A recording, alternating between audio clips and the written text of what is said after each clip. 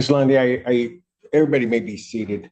And I apologize for interrupting you in the middle of closing. I'm The terribly. behavior from him, from Mr. Bloom, I am not going to have in terms of his gestures, his noise and everything, particularly behind Ms. Lundy's back.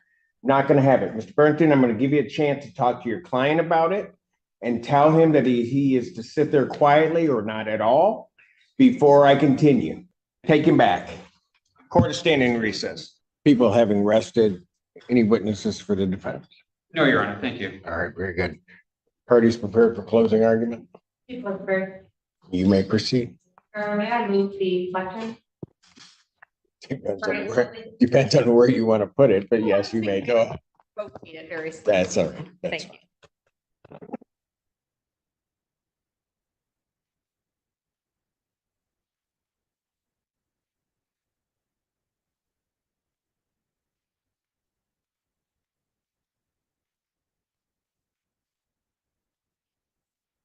Good afternoon.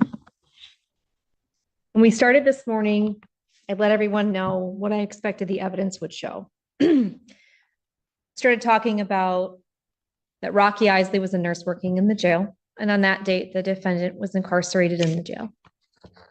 Talked about how we were going to hear from different witnesses about the defendant reporting to experience a medical emergency. We heard from 3 different witnesses. First, from Officer Naveen, talked about how that was his assignment that day. The defendant had been upset that day. He talked about how he was upset even earlier in the day. He understood that the defendant was upset about something that had happened before Officer Naveen had even gotten there that day. We heard that he cannot ignore anyone's request for a medical emergency. Because Officer Naveen, Officer Tweedale, and Nurse Rocky Isley have a responsibility to make sure that the people in the jail are safe. That's their job. Buckle up, guys.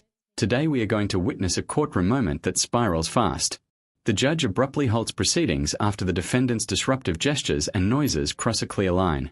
What should have been a routine transition into closing arguments instantly turns tense. The judge draws a hard boundary, ordering the defense attorney to control his client or remove him entirely. This opening sets the tone. Authority is asserted, patience is thin, and the courtroom atmosphere shifts from procedural calm to strict control as the stakes rise. The corrections officers are there to make sure that the folks who are in the jail are okay. They don't make the decisions about who goes there.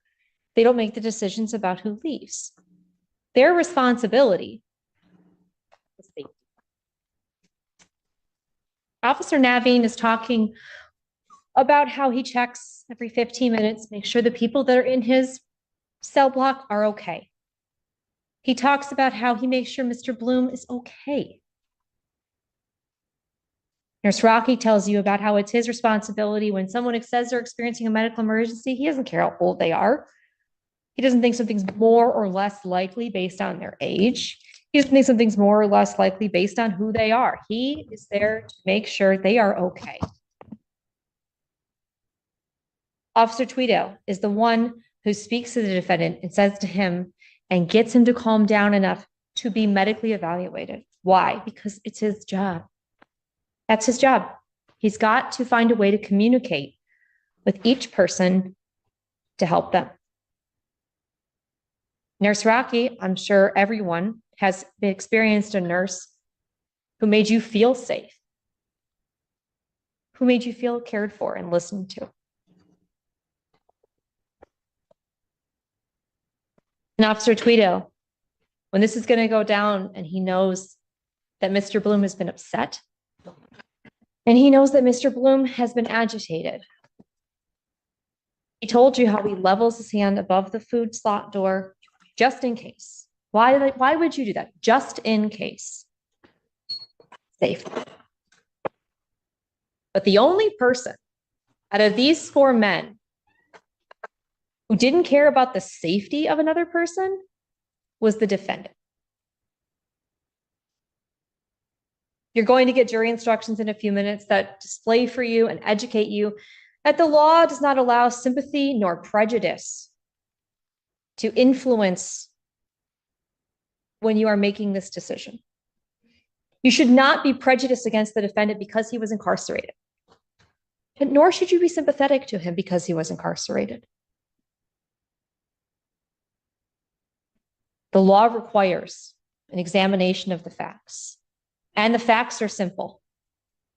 The facts are the defendant was in the jail in Washtenaw County. The facts are that the defendant said he was having a medical emergency. The facts are that earlier in that day, he'd been very upset. He was not allowed to get out of his cell. The facts are that he was a level 1 security. The facts are that he had to be medically evaluated through his food slot.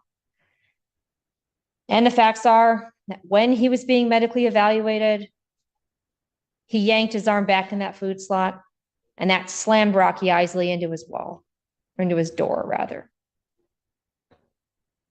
Now, I can't tell you what defense argument there might be,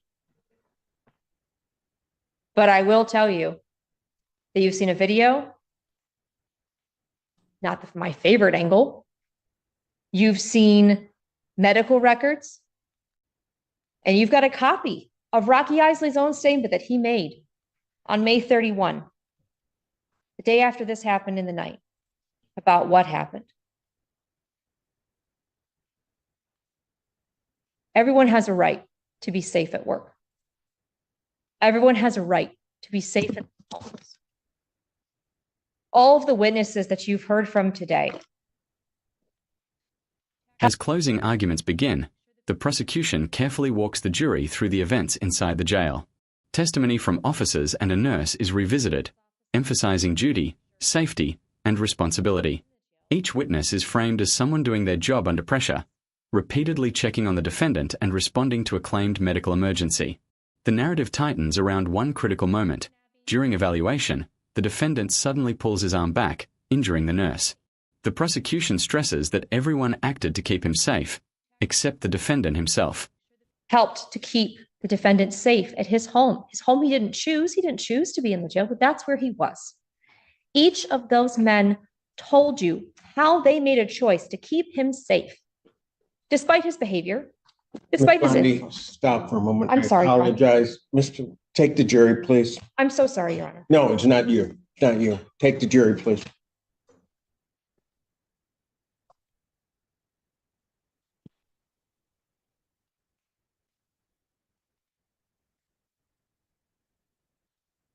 Ms. Lundy, everybody may be seated. And I apologize for interrupting you in the middle of closing. I'm The terribly. behavior from him, from Mr. Bloom, I am not going to have in terms of his gestures, his noise and everything, particularly behind Ms. Lundy's back. Not going to have it. Mr. Burnton, I'm going to give you a chance to talk to your client about it and tell him that he is to sit there quietly or not at all before I continue. Take him back. Court is standing in recess. All rise.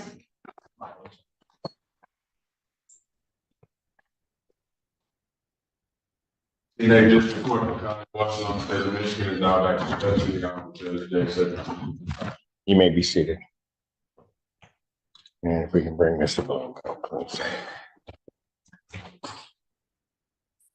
Court recalls the case of the People versus Jeffrey Bloom. Absolutely, people. Deputy Mayor Sam Bernstein with and on behalf of Mr. Bloom. And as I've apprised counsel, during the course of the trial, Mr. Bloom, I don't know, and I'm going to assume that at least for these purposes that you weren't doing it intentionally. There have been comments which I could hear all the way up here, and I'm sure the jury could hear it during the course of these proceedings.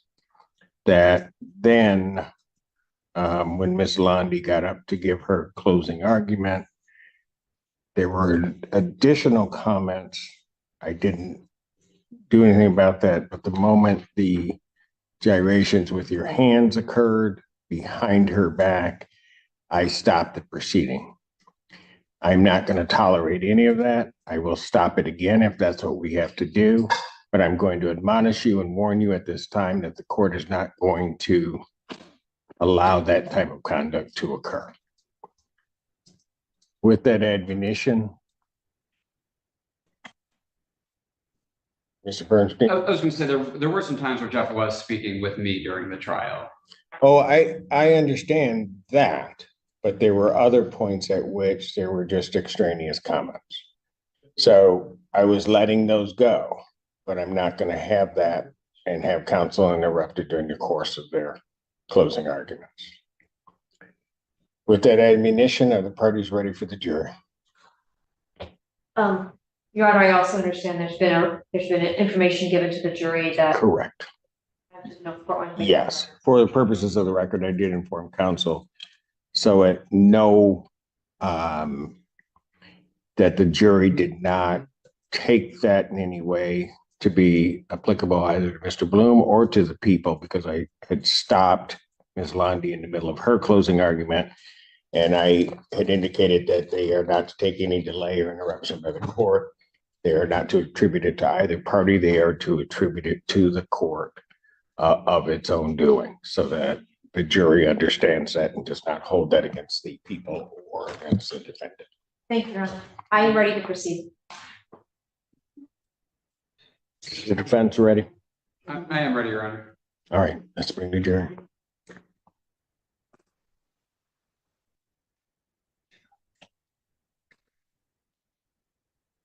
What is going on? All right. Go ahead. Thank you.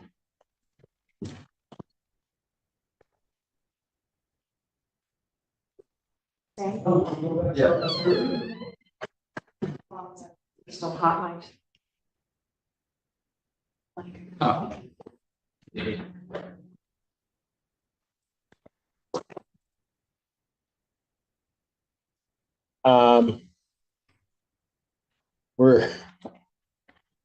Is he ready to, what's? Pardon? I don't think he wants.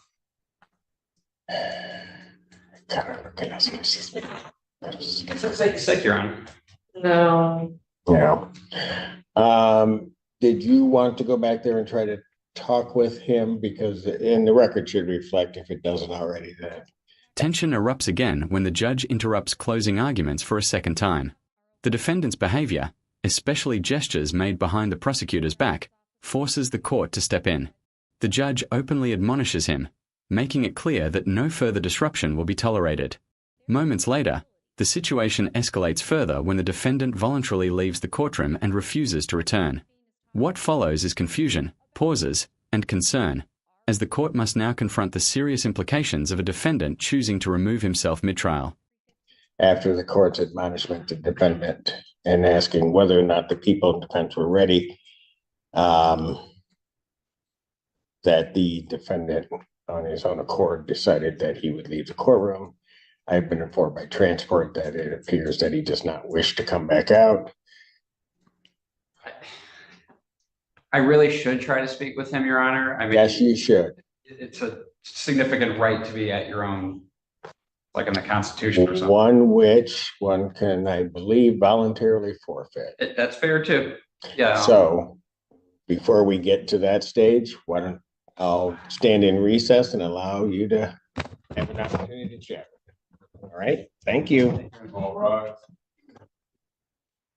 Ladies and gentlemen. Yeah, Alan's trying to put the jury out, so. All right. Okay, we're back on the record. Court does recall the case of the people of the state of Michigan versus Jeffrey Bloom. Counsel, state your appearances. Ashley Lonnie for the people. Sam Bernstein for Mr. Bloom, Your Honor. All right, Mr. Bloom is not present. If I say anything incorrectly, please, counsel, correct me.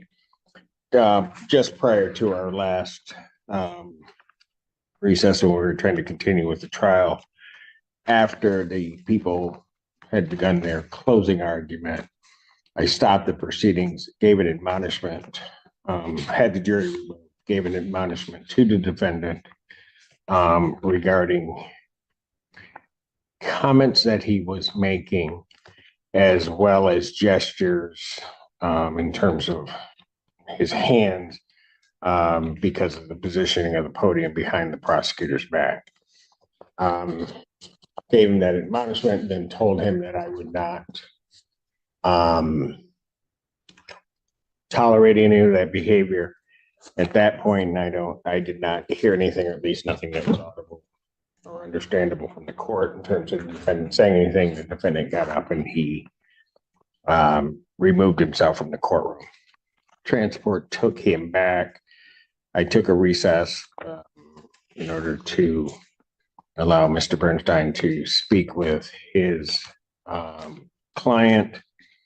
I was then informed during the course of that from transport that Mr. Bloom did not wish to return to the courtroom. And so that's kind of where we were left. The question that arose as to whether or not this court, given the defendant's behavior, whether or not this court could continue with the trial, even though we just had closings and the verdict to go. Out of an abundance of caution, after speaking with counsel and the court looking up for some guidance in this regard, the court did find me, I think it's Rule 43, I didn't bring my copy out of the federal rules, which specifically address the issue where a defendant removes himself from a trial in the middle of the proceedings or doesn't elect to participate. I did not see a rule specifically in the Michigan court rules governing that. As I did a brief research in trying to find cases, the case of the people of the state of Michigan versus Jerry Oliver Swan, that being 394 Mich 451, came to light. It was a 1975 case, so it's a little bit old, but it still looks to be good case law. I gave that to counsel, asked them to take a look, see if we could, between all of us, make a determination as to what would be the best way to proceed. And granted, I don't think anybody's had an opportunity to do any extensive research on it. However, I would indicate that if nothing else, the Swan case is less illustrative of a point. And the synopsis basically indicates the Supreme Court held the defendant did not reappear in the courtroom after a mid-trial recess, had not reappeared 4 days later, and testimony was received regarding attempts to locate him. Trial court properly proceeded with the trial with receiving, part of the testimony in the jury's verdict in the defendant's absence. Taking that without anything else in front of me is sort of a guideline. The court believes that the defendant has indeed conducted himself in a fashion where he has made himself absent mid-trial. It seems to me that what the Swan case seems to point to is that an opportunity be given where this defendant being in custody, we don't have to locate him, but at least an opportunity to be given to the defendant to come back and voluntarily participate in his trial. Having said all of that, after speaking with counsel, the court has made a determination to adjourn the remainder of the jury trial. We are adjourning it to September 30th, 2024 at 10 a.m. For closing arguments and final instructions to the jury. During that week period in time, in essence, the court is giving an opportunity for the defendant to reconsider his decision. Also to allow his counsel to potentially have a conversation with the defendant as to what may be those implications, the implications of him having removed himself from the proceedings. But I think in fairness, and since they are monumental and rights that the defendant would be forsaking in terms of leaving his trial, the court thinks that it would be prudent for the court to do so. That was long, however. Either counsel have anything to add or to say contrary to what the court has indicated on the record? Nothing contrary, Your Honor. Neither for me, Your Honor. All right, very good. And I do appreciate both counsel being patient as the court was trying to wade through this and also participating in trying to find something that would guide us. It was really truly appreciated on this court's behalf. So this matter is adjourned to September 30th, 2024, 10 a.m. for continuation of the jury trial. Thank you. Thank you, Your Honor. I should, don't go off yet. I should also note one other thing. The people had requested that I give to the jury an instruction to not talk to anybody, same instruction that I had given them during the opening statement, but just to reiterate that to them. And the initial thought was to bring them back out, give them that instruction, and then have them go. And I think it was correctly pointed out that Mr. Bloom not being present here may send some signal to the jury. I assured counsel after they had indicated that they trusted the court to give that instruction to the jury. I did do so. They each acknowledged that they understood that instruction before leaving. So Thank you, Your Honor. That's accurate. People wanted to be sure that they very understand that those not talking to people and all those risks do continue during this adjournment. I appreciate that. Thank you. yeah, thank you, folks. I think that's it. 14A stands adjourned. The judge methodically explains the legal consequences of the defendant's absence, referencing case law and constitutional rights. After careful consideration, the court decides to adjourn the trial, giving the defendant time to reconsider and consult with counsel. The ruling underscores how significant it is for someone to abandon their own trial and the rights they risk forfeiting. With the jury dismissed and the date reset, the courtroom finally settles. Like the video, subscribe to the channel, and we'll see you in the next video.